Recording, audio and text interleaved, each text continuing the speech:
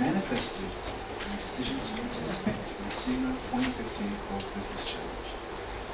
With the CIMA 2015 GBC, they hope to not only grow as individuals, but so that they have learned to back into all different spheres of influences. The team leader, Segofatso Makene, who is currently studying ACCA Knowledge and Skill courses, is from Soweto, Johannesburg, and has an engineering background, having worked in a mine as an intern. The second member of the team is Justice Shabalala, who is in Midrand, Johannesburg, and is studying CIMA certificate level. He recently completed a diploma in public relations from the Rosebank College. The third member of the team, Chenelo Ramawela, who is also studying CIMA certificate level, holds a diploma in technical financial accounting at the Institute of Certified Bookkeepers. She is from Braamfontein. The final member of the team is Raymond Miro from Honeydew, who is also studying ACCA professional courses and holds a general accounting certificate from the Sutu Institute of Accountants. Ladies and gentlemen, CharterCapital Advisory.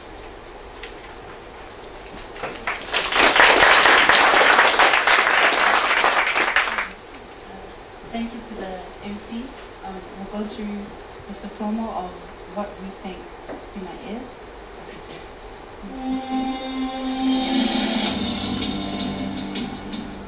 Nelson Mandela, Madagascar.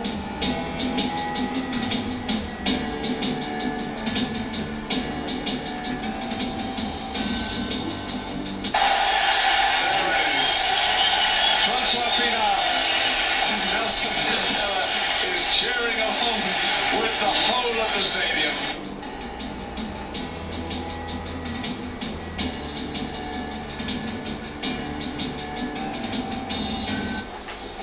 Will be organized in South Africa.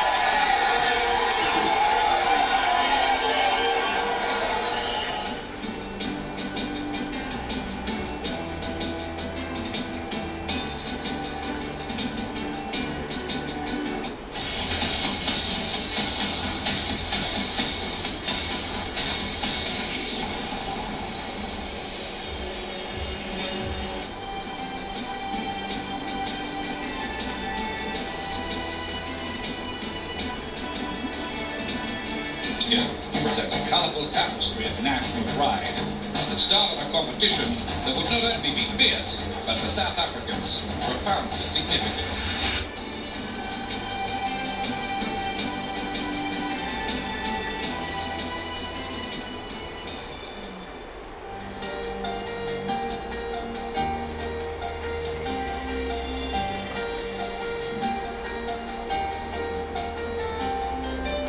CIMA has broadened the spheres of business, accounting, and finance globally and here in South Africa.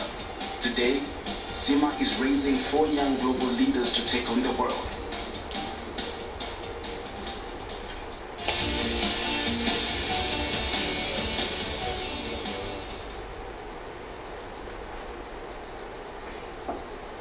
Thank you. Good afternoon, ladies and gentlemen. As the MC already said, we're CharterCapital Advisory.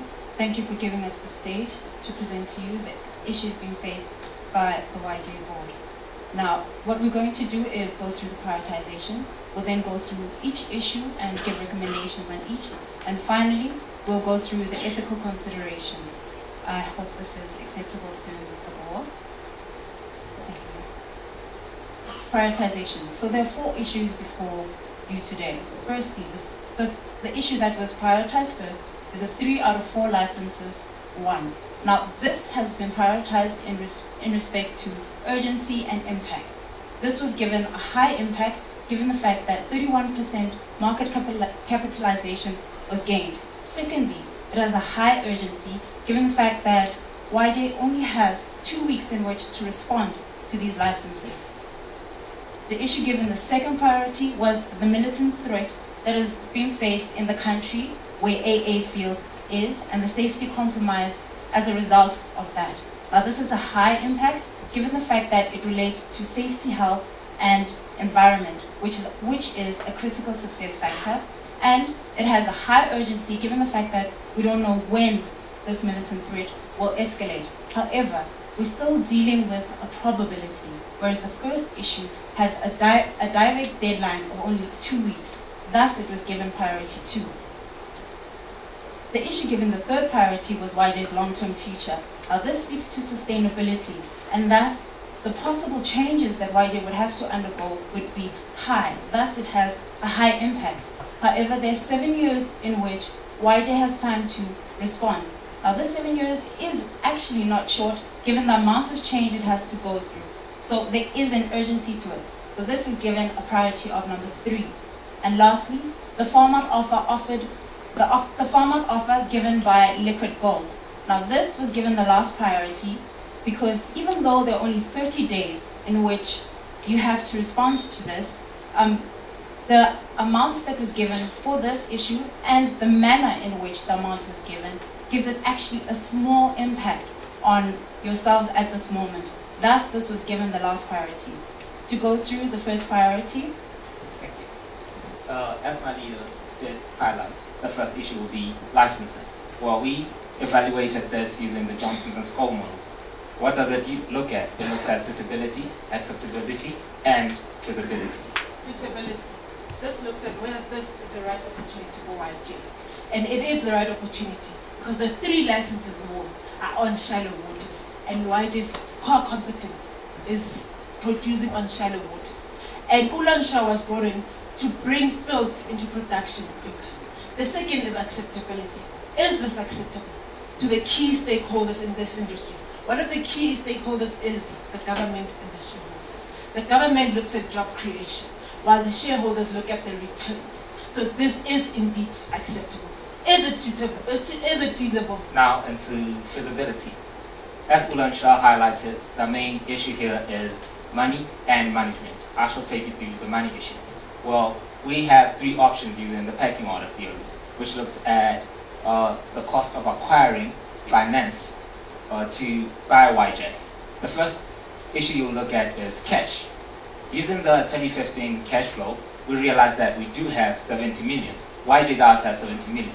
Now, the question is, how much of the 70 million are you going to use? Of course, the test drilling is 63. If you address the cost, well, as we highlighted, you have to address the managerial issue. This might lead to some money being used. Another issue to highlight here is you do have 3 fields in production. You still have to account for the cost that they will take. Now, if you take that into consideration, it then takes the cost down to roughly 55 million. Now, we came to a conclusion as a team that of this amount, you do have to leave some money to address the issues that I highlighted. So of this, we'll take 32 million. The next one to look at is, of course, debt. Now, the debt that we came up with is 31 million. You're probably wondering how we came to this. Well, the regulations by the Bank of England state that a company will only acquire 3 times the operational profit as debt. However, you do have to take into account the debt that you have as YJ, which is 140. This then takes you down to 31 million as money you can use. Yes, debt is cheaper, and it will reduce your the weighted average cost of capital, which will lead to better NPVs in the future, and it is cheaper due to it being tax deductible. However, it will raise your gearing by 4.4%. Now, to look into this, we as CharterCapital Advisory made a research and found that, well, gearing in this industry does have a zone. So if you do raise your gearing, it falls within that zone. And as stated, it is acceptable for companies in this industry to have high gearing. Now, the last issue to look at, equity. Now, as stated, as you see in front of you, we have roughly 75 million. We got to this by taking into account, well, Fracture's shareholders were not happy with the rights issue that they were given. And they suggested a 1:4 rights issue with a discount, of course. So this discount will be on our share. We then multiplied that by the number of shares that we have, and that amount we arrived to, as you see in front of you, roughly 75 million. Now, the risk attached to this is the subscription risk, diluting shareholders, the shareholding that the shareholders have. So this is quite risky. To address the managerial capacity issue, well, there are three options that you can consider. The first option being headhunting. Headhunting refers to going to the markets looking for suitable candidates to address this managerial capacity issue. Well then, the positive note from this issue is that it's time effective. It will take less than 7 months to find the adequate management power that you will need. But the drawback is that it's costly. However, a provision has been made from the cash budget to make this feasible. The second option that you can consider is training and development. Training and development is improving skills of senior employees within YJ and making sure that these employees are adequately trained and developed. Well, the positive note is that it's cost effective because it speaks to YJ's future and it's a sort of intrinsic reward to the employees. Well, the drawback is that it's time consuming. Time consuming because it will take more than 7 months to adequately develop these managers. However, this issue, a budgetary provision has been made to address this issue. The last option that you can consider is outsourcing this managerial capacity. Well, this might prove to be time effective. However, this is a bad idea because this means that YJ will be outsourcing this core competency of managing outsources. Thus, members of the board, we've heard that this opportunity is suitable, it's acceptable, and there are options to deal with the feasibility. We thus recommend that all 3 licenses be accepted.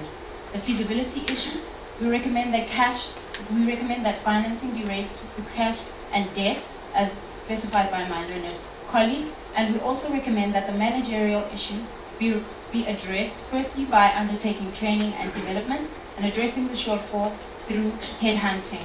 To look at our second priority, we're looking at the 2 key issues facing our outsourcer team. The first issue is the militant attack where the AA field is situated. The second issue is the safety being compromised. Okay. If these militant attacks escalate, this could lead to a production stoppage.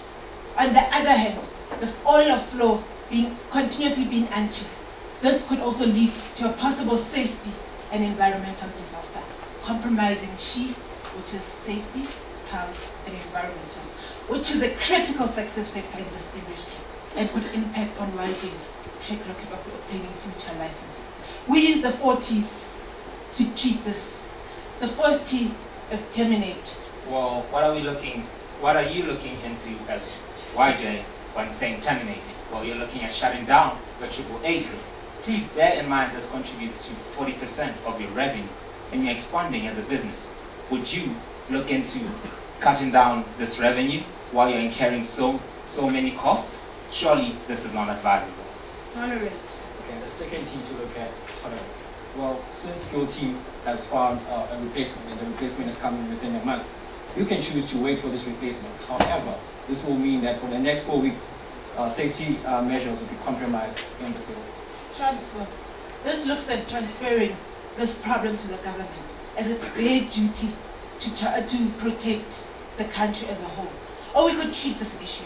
By treating this issue, we could ask the international security company to deploy security to the AA front.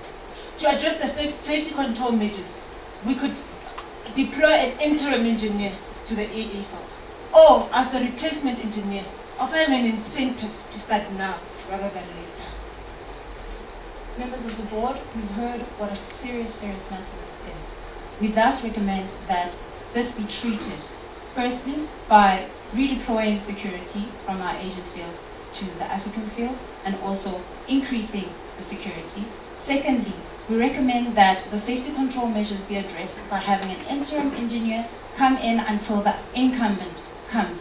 And lastly, an element of transfer should be employed where we will request that the government comes to, where you would request the government to come in and assist with security, given the fact that they're also key stakeholders within the field. Now, to look at YJ's long-term future, YJ at the moment is dependent upon a finite resource. Now, this means that there's a going concern in terms of sustainability. Sustainability speaks to the company's ability to keep moving on and not negatively affect the environment within which it operates. So what are the options? Should you look at exiting, or should you look at diversifying into renewable energy sources? Well, there are a few criteria to look at this. If you look at exiting, if a position-based approach had to be looked at, this would entail having to find opportunities. Now, at the moment, do you have the capabilities to identify opportunities? If a resource-based approach is looked at, this would mean relying upon the core competencies that you already have. If this approach is used, would the resources be available to enter into the new market? And there's still the question, if this approach is used, what if a finite resource is still used, and then the going concern is not addressed? So now, if we look at diversifying into renewable energy sources, the criteria we used is 10 M's. Now, I know you probably know the 9 M's. In this case, we've added moment. Moment speaks to timing. Now, I understand that everybody knows that timing is everything. Thus, YJ would have to seriously consider when it would start to implement the changes it would implement, should it go this way. Another thing that we'd like to highlight in this section would be the management aspect. Now, in terms of management, we already know that there's a shortage. So the training, which my learned colleague had already said in terms of training and development, becomes more important. Further to this, what type of leaders would you need if you had to have such big changes come into the company? In terms of markets? Okay. Our markets, you need to consider the price, competitors, the suppliers, you have to move to renewable energy sources. Well, then currently your buyers are all refineries. You have to move to renewable energy sources like solar or wind. You have to consider construction companies. If you have to move to bioenergy, you have to consider agriculture companies. Now, another issue to look at is money. Yes, it is capital intensive to the industry you are in. However, if you are to diversify and go into renewable energy, this will be more capital intensive. And you know little in this section than you do. So this would pose a risk. So you have to be faced with finding more ethical investors to invest in you to meet the capital requirements. Methods. Currently, your extraction is outsourced. Storage and transportation is insourced. If you go into wind or solar, will you outsource this too? How will you transport this? How will you store it? Ladies and gentlemen, I know you've heard there's a whole bunch of criteria that have to be considered. However, we as CharterCapital Advisory would recommend that you diversify into renewable energy sources. Now, doing this would present less of an unsettling thing for your shareholders, first of all. Second of all, the your core competencies would not have to change as much if you stayed within the energy market rather than going outside of it. And secondly, companies such as Shell have taken this approach and seen good results. So the first thing that you'd have to do is appoint a sustainability committee, whose first objective will then be to get experts to look into the criteria that we spoke about and come up plans which should be widely communicated, and thus it also presents the opportunity to deal with parties such as your Greenpeace protesters. To look at the last priority. As stated, we did get a farm-out offer from Liquid Gold, LG. Now, to assess this, we use the Enterprise Risk Management Framework, which look at the strategic, operational, finance and risk, as well as the compliance. Now, strategic and risk. Currently, your strength is bringing fuels into production without any farm-out. If you take this farm-out offer, this means that you'll be going against this strength, and therefore making the strength into a weakness. Operations. You lack managerial capacity currently. If you accept this farm-out offer, it will relax your managerial capacity. Now, to take into consideration the finance and risk. Of course, you've been offered 10 million to start with. However, this is shot by 8 million. Bear in mind that the cost in Triple G is 18 million. Another thing to consider here is of this 10 million, upon the signing, you're only given 2 million. Well, this is quite a small amount as compared to the total amount of test drilling, which is 63. Now, the next issue to look at would be the risk that it will come with if you don't take up the farm out. Well, to address this risk, you'd rather look into main board listing instead of the AIM listing that you are in. Now to go into the compliance. Ladies and gentlemen, LG has stated that they would like to have one of their members on your board. is this advisable to have a competitor on your board, person in the same industry? Surely you wouldn't want this. Another issue to look at is the penalties if you don't finish the test drilling of 1 million.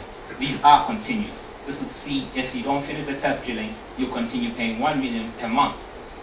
So we advise that you'd rather have a fixed amount as a percentage of the work you haven't done, and it shouldn't be a continuous penalty. It should be a once-off payment. Now, another issue that they stated is having a fixed price on the barrels of oil. Well, it is a positive if oil prices do fall, but in this industry, oil prices rise over time, as you see on the trend in front of you. Apart from the 2008 to roughly 2009, of course we know this was due to the credit crunch. So,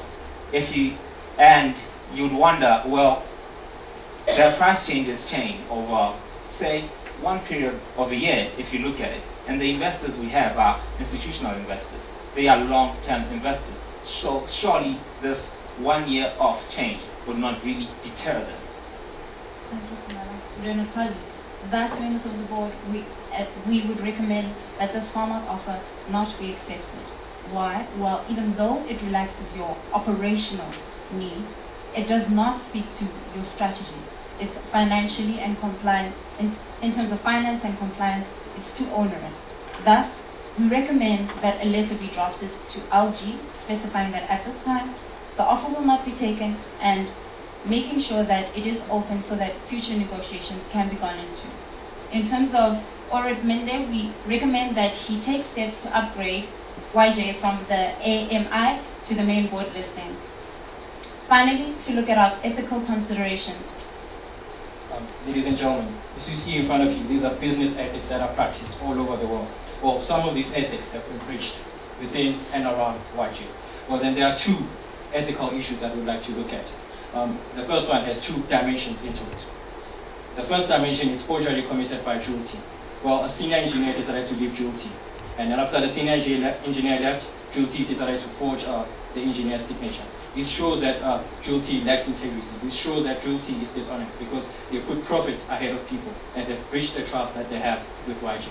The other dimension, a senior member of this organization, Mr. Liwa, came with an alarming suggestion, suggesting that this matter should be concealed from the government. This shows that Mr. Liwa lacks transparency. The other ethical issue is Ulan's outburst during the Greenpeace protest.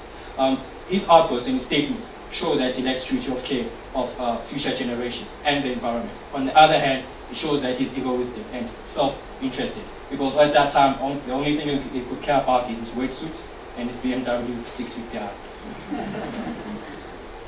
Okay. Excuse my mic. To address the forgery committed by QT. Well,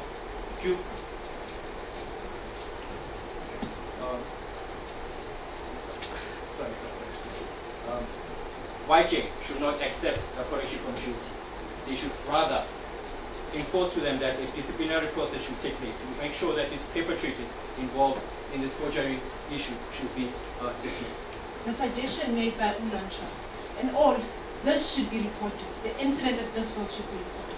So we suggest that Adede Arinde instruct Jewel Team to compile a report fully disclosing the incident to the government.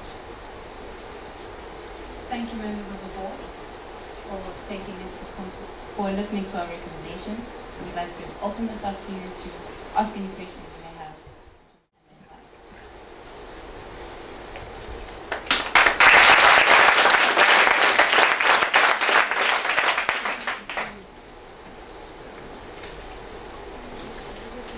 Just a question from our side. So you gave us quite a good analysis on the sustainability piece, and I was reading you as, well, we should not go into alternative energy, and you told us we should.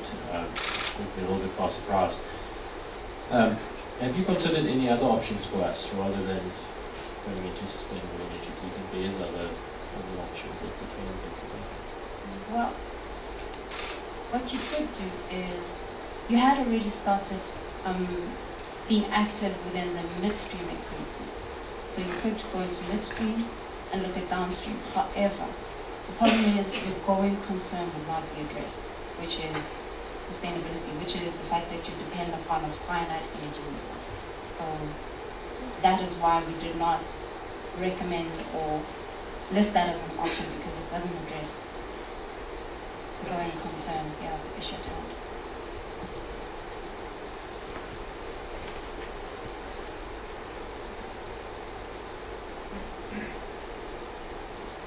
Just a question, can you clarify to me why you came up with on your financing option, you suggested that you went with the debt versus equity. So if I remember correctly, you chose debt over equity, but debt is quite expensive in this environment. Can you explain why you think that debt is a better option than equity, and the sort of rationale in terms of actual cost of things? Okay. Thank you for the question. Okay. What we considered and evaluated as looking through YJ, we realized that, well, looking at that structure, it's more debt than equity, meaning that it's sort of in line with our goals. Another issue to look at here is, well, equity, the risk is the shareholders, as seen in fracture, might not take up well with this. So you're imposing the risk that, well, if it's not taken on, you might not find the finance that you need. So using, as said, the pecking order theory, we then came to the conclusion that use debt and cash. Thank you for the presentation. In your priority listing, you have number 1, the licensing applications, and then secondly, you have the safety issue.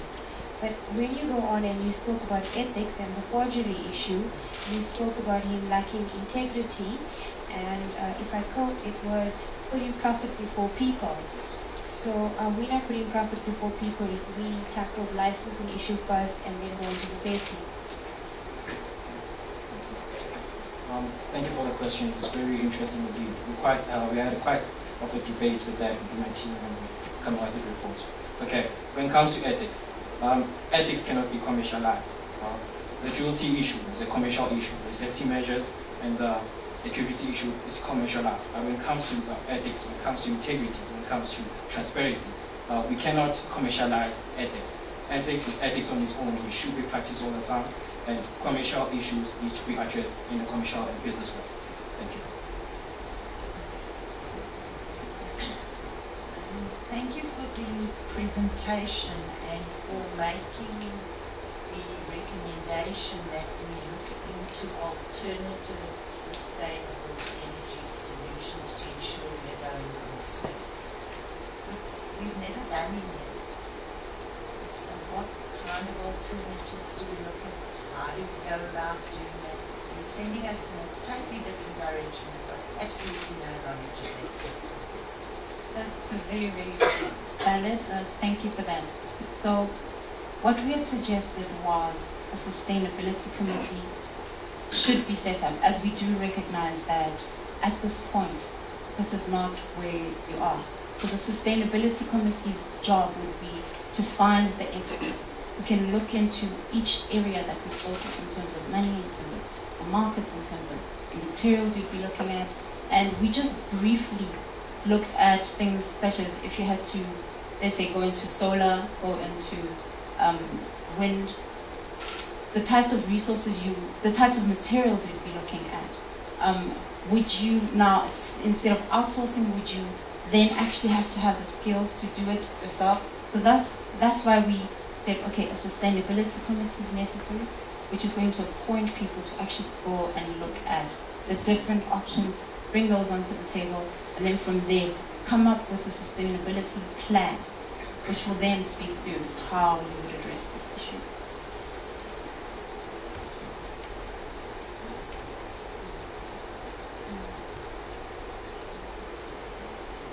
Thank you so much for the presentation.